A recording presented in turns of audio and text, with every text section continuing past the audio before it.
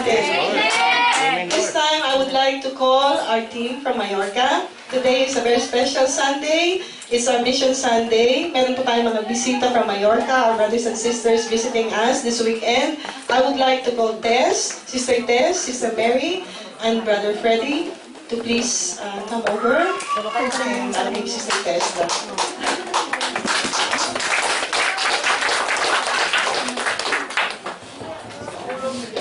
Good morning po sa ating lahat. Morning. God is faithful. And God is good. Hallelujah. I'm so blessed, so blessed. I feel so renewed, refilled. Feel ko po ang presensya ng Diyos. Amen. Hindi ko po ma-express. Hallelujah. Praise God.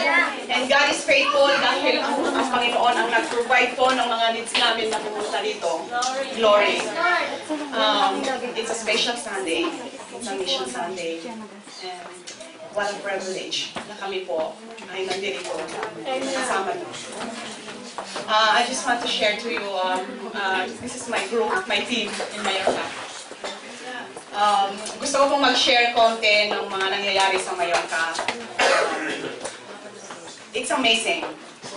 Pag tinawag po tayo ng Panginoon, hindi po natin alam. Hindi po natin alam kung kailan. Instant tumawag ang Panginoon. Last summer, pumunta po kami August sa Mallorca as a mission team, as a team.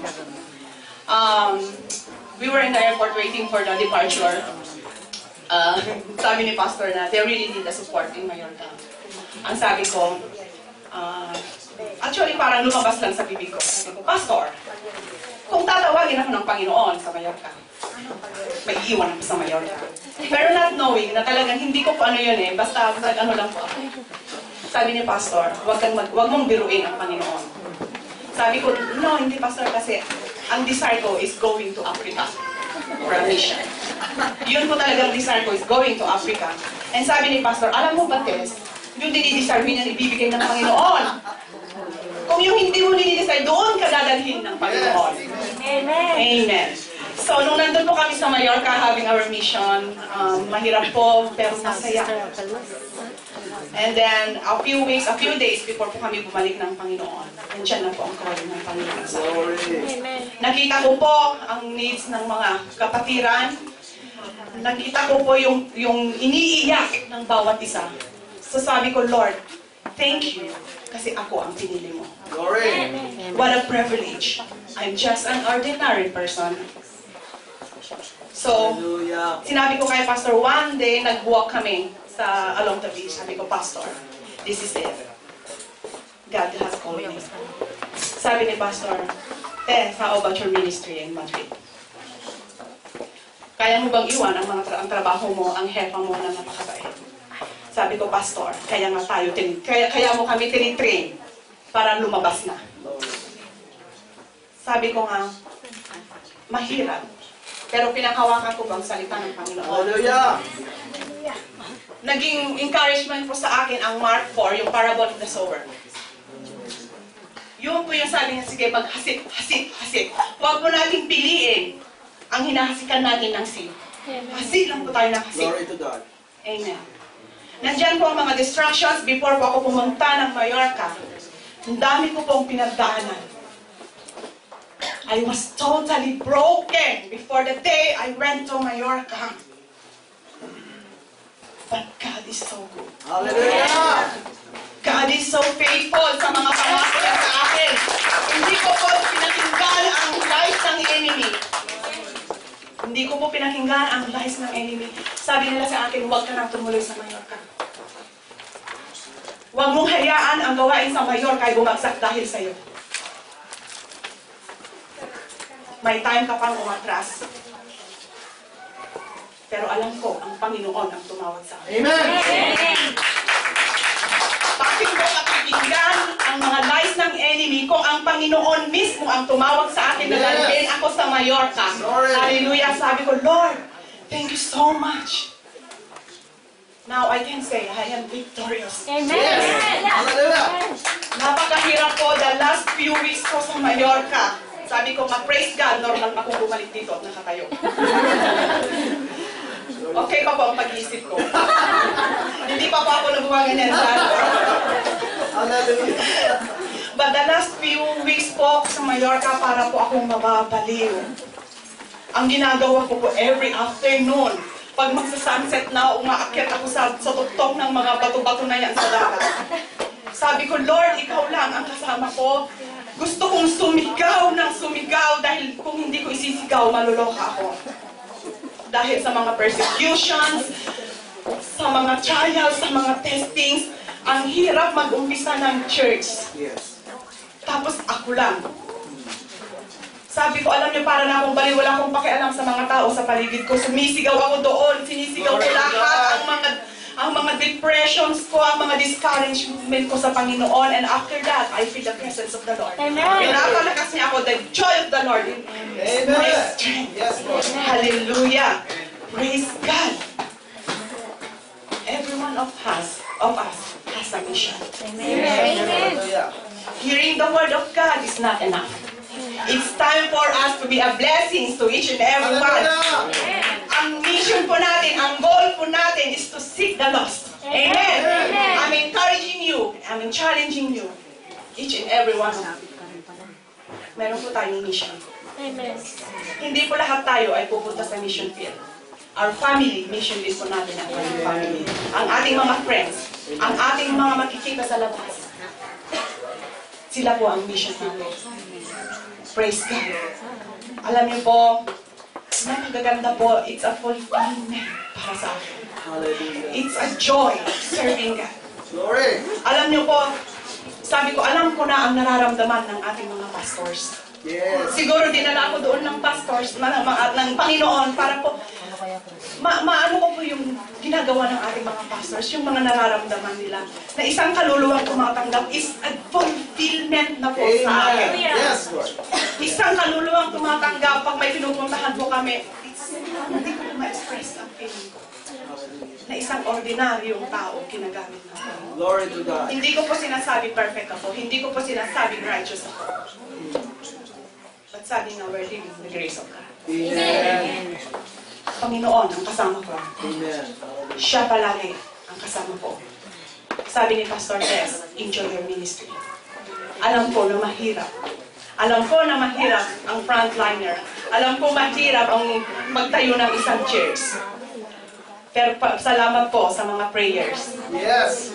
Nandiyan po palagi, pag tumatawag si Pastor, nandiyan yung mga encouragement niya, Tess, sige lang Tess, ganyan lang yan, pero enjoy mo yan. Sabi ko, kahit laglag ng balikat ko, pero praise God, nakatayo pa rin po ako. Salamat po sa mga prayers ko ng partner, gabi-gabi hindi nagsasawa. Amen. Hindi ko na po babanggitin kung sino sila, pero alam ko lang pa rin po. Thank you so much. Napakalaking tulong po. Lahat po ng mga pumupunta sa Mallorca, it's encouragement po sa bawat isa sa amin doon. Mga bagong testimony, mga bagong pumupunta, isa pong napakalaking encouragement sa grupo. Praise God. Maliit lang po kami, kumpara dito. Pero sabi ko nga, it's a miracle. From 5, umaabot na po kami ng 19. In 4 months. In 4 months. At ang Panginoon napakabuti. Instant ang ginawa niya sa Mallorca. Nilinis niya ang church. In a few weeks na nandun ako, nilinis ng Panginoon ang church. Bago na po ngayon ang church ng Mallorca. Hallelujah! Sa tulong po ng aking mga kapin. Hallelujah! Praise God! Sabi ko nga, tayo po, sige, sama-sama po tayo. Kung tinawag po kayo ng Panginoon, huwag po kayong magduda, huwag po kayong magdalawang isip, sumunod po kayo sa Panginoon. Amen. Umalis ako dito sa Madrid, step of faith. Wala akong trabaho. Sabi ni Pastor, I'll give you 2 months test. In 2 months, pag wala kang trabaho, go back to Madrid. Sabi ko, no. Hindi ako dadalhin ng Panginoon sa isang lugar kung hindi niya ako i-bless. Amen. Overflowing ang blessing ng Panginoon sa job ko. Glory! Napakabuti ng Panginoon. Hindi ko kung lubos maisip kung paano ako binibless ng Panginoon ngayon. Sa trabaho ko, favor after favor, blessings after Amen. blessings. Glory. Lately po, ang ginawa ng Panginoon sa buhay ko, miracle po sa dalawang kapatid ko. Dalawa na silang gumagano ng operation. Ang isa, matatanggal ang gallbladder, yung dalawa sa kayo. Sabi ko, Lord, magsisilbi ako sa iyo. Kung pinapagaling mo ang inyong ibang anak, ano pa kaya sa akin, ang family ko? Sabi ko, in Jesus' name, you are healed. Sabi ko sa mga. Amen. The following day, chinek ang kapatid ko, sabi nila, nawala ang bukol sa gallbladder. Hallelujah. Hindi na-opera ang kapatid ko. Ang isang kapatid ko, bigla na lang daw nawala ang dalawang bukol sa lalamunan. So, praise God. Ganun po. Ganun po. Yes, ang Panginoon. Ganun po. Bigay ng favor ang Panginoon. Pagsumunod lang po tayo sa Kanya. Amen. So, hinahamon ko po kayo. Hina-encourage ko kayo. Amen. Hallelujah. Sama-sama po tayo. Mag-mission po tayo. Amen. I know the Holy Spirit and God is talking to you. Amen. He's calling you. Each one of us. Each one of us. Victory po. Masasabi ko na pong victory ang Mallorca. Praise God. Solid ang grupo. Amen. Solid ang grupo. So praise God, nandun po na ni Sister Sonia. Nakasama po namin in a few weeks. Sister Shani, Pastora Veron, salamat sa pag-visit niyo sa amin. Sister Mary, we're praying po. We're praying po na may bibigay pa po ang Panginoon na support sa amin. So thank you so much po. Thank you so much sa mga prayers. Alam ko na kasama kami palagi sa prayers ninyo. And one day babalik po, hindi na lang po kami tatlo, the whole team of Mallorca. Amen! Po,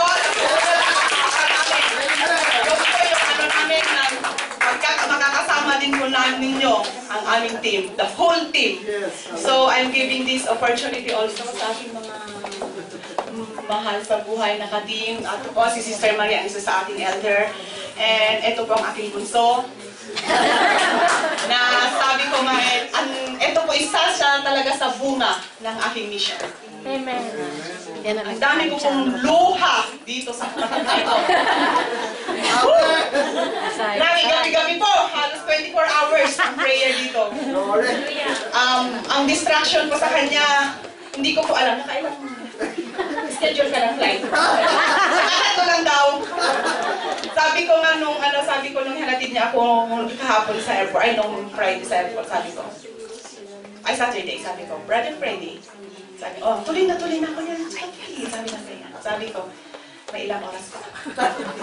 Alam mo, tsaka na lang ako makakahinga. Sabi ko sa kanya, pag nakita mamayang gabi sa Bible study, kasi marami pang oras. So praise God, hindi po nanalo ang nakaaway sa kanya. Kung ako ng panalangin, and sabi ko nga po, ipaparehab ko siya dito.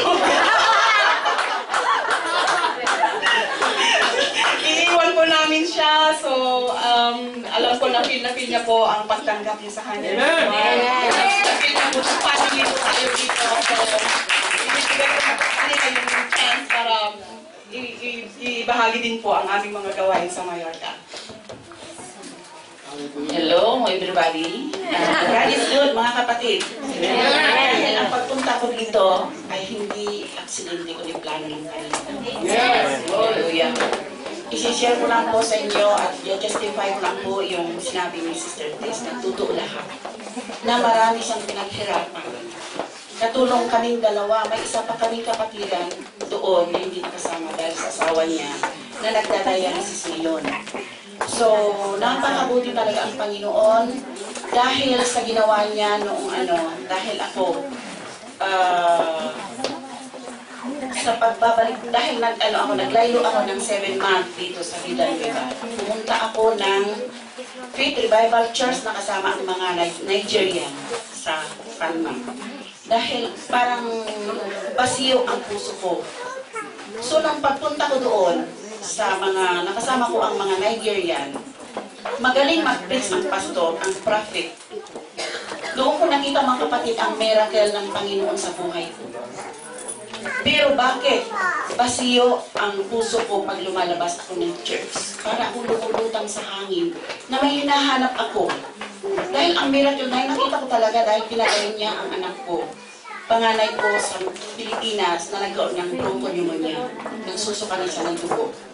Pero ngayon, praise God, dahil ang anak ko nun, pag tumatawag ako, diretso na ang boses niya na hindi na namamakos.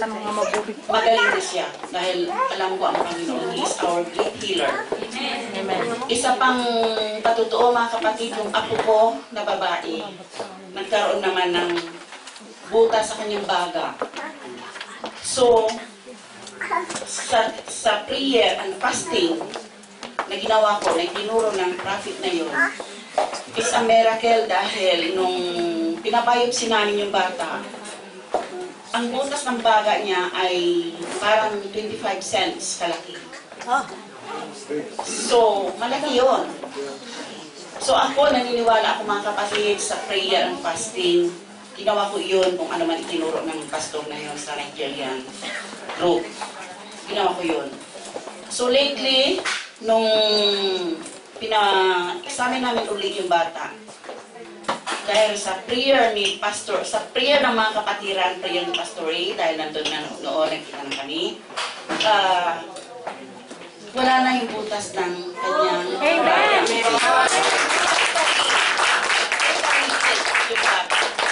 Hallelujah. 6 years old. Hallelujah. So, ganito ang nangyari mga kapatid. Hindi ko alam na ang mission team ng Palma ay ng Madrid ay pumunta noong August. So sabi ng asawa ko, bakit hindi mo tawagan? Dahil 2 months na hindi ako pumunta sa Nigeria. Dahil nabasiyo ang puso ko pag lumalabas ako. Nawalan ako ng gana dahil walang pumapasok sa isip ko at saka puso ko. Kung ano man ang naririnig ko doon. So sabi ng asawa ko, bakit hindi mo tawagan si Brother Lee? At tanungin kung anong oras ang Sunday service ulit. So tinawagan ko siya. Sabi niya, tinanong ko kung anong oras, sabi niya 4 o'clock. Kasi, sister, may baptism ngayon. At may barbecue. So, hindi ko masok sa isip ko kung sino ang mag-officiate ng baptism. Sige ba, brother, yung sundoy ko na lang kami, dahil 3 kami pupunta, sabi ko. Sa Maricel Hotel, para sundoy mo kami. So, nung nandun na kayo, tinawagan ko siya. Wala siyang sinabi na nandun ang mission team. Nagtaka ako nung bumaba na kami. Nagka-barbecue sila. So shake hands kami na Sister Tess, si Sister Dea, si Obet, at si Brother Freddy. Nung pumasok ako doon sa loob, nandun si Pastor Ray. Sabi ko, Pastor, nandito ka pala? Bakit hindi ko alam? Kung alam ko lang nandito ka, hindi ako pupunta. Nagpiro pa ako. So from that time on, mga kapatid, nag-umpisa uli ako nagsimba doon sa Villanueva. So, nagsimula ako na naman ng panibago. Pero ang Panginoon, napakabait talaga niya. Dahil kahit wala ako sa Villanueva, ang puso ko pa rin ay nasa Villanueva. Dahil punong-puno, nung Sunday na nandun na kami sa lokal na nagsimba kasama ko, asawa ko at saka yung 3. Para bang yung puwang sa puso ko na puno dahil sa word ng Panginoon na narinig ko kay Pastor Ray. So nagsimula uli ako noon. So ito nung sabi ni Pastor Ray, may mga pupunta dito na mga Peruano. Sabi niya. Sabi nung kasama namin, doon daw sila sa lokal matutulog. Sabi ko, brother naman, kapatiran natin yun. Bakit dito sila matutulog sa lokal? Saan sila kakain? Saan sila matutulog sa silinto? Oo, sabi ng kapatiran natin isa. No, hindi ako papayag. I-open ko ang bahay for a mission. Sabi ko, kaya in-open ko ang bahay para sa kanila. Accommodation, lahat free. Nung pumunta na naman ang team ni na Pastor Bill, doon ulit nangyari ang training and seminar sa bahay. Kaya, mga kapatid, everyone of you here, iimbita ko kayo na pag pumunta kayo ng Palma, you are free sa bahay. Kaya ako mag-reaction,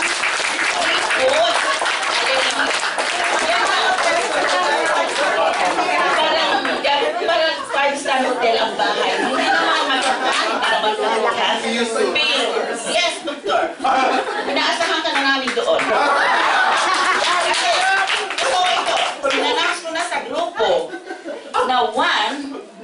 mission team ng Palma ay darating dito. He is a doctor.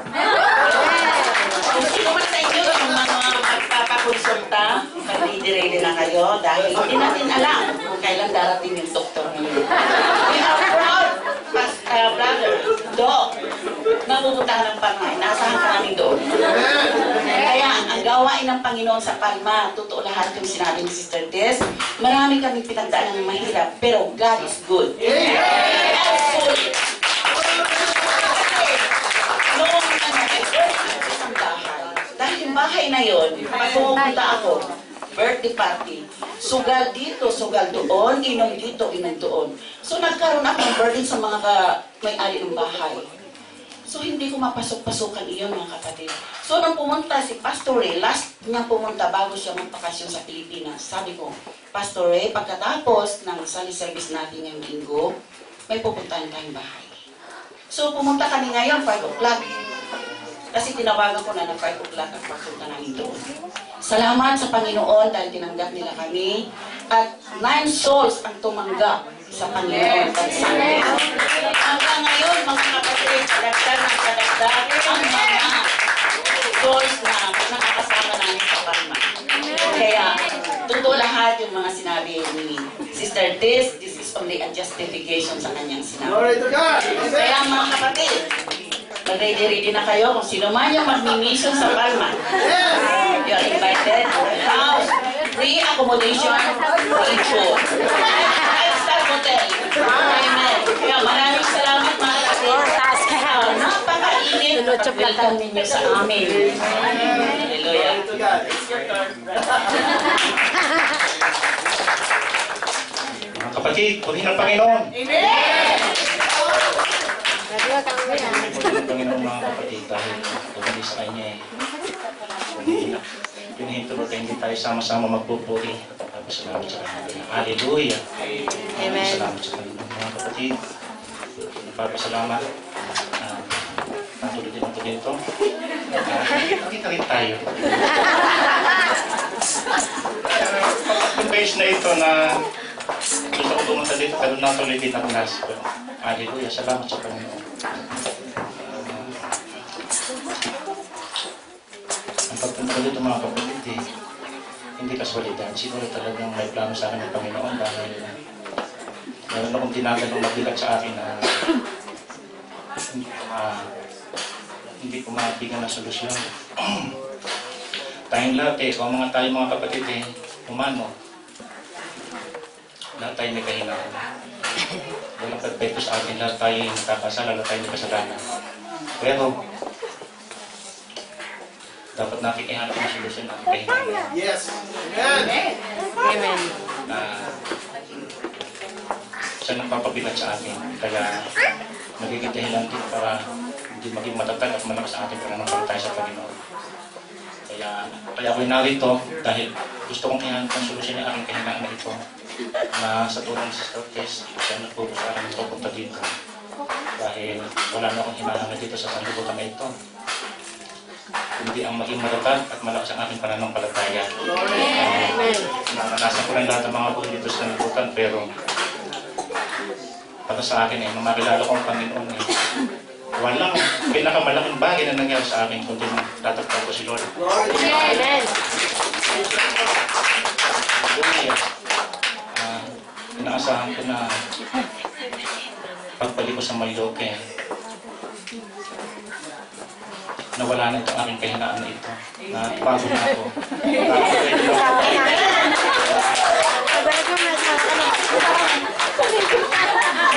Mga kapatid, kami ng mahal kong kapatid. Sabi ko, pag mag-asawa ka na. Hallelujah. Mapagtagumpayan ko ito. Inaasahan ko na talagang kakayanin ko ito. Glory. Thank you, Lord! Bakit na po kayo? Kaya, dito na lang mga kapatid at salamat ulit at sama-sama tayong pupuri sa Panginoon.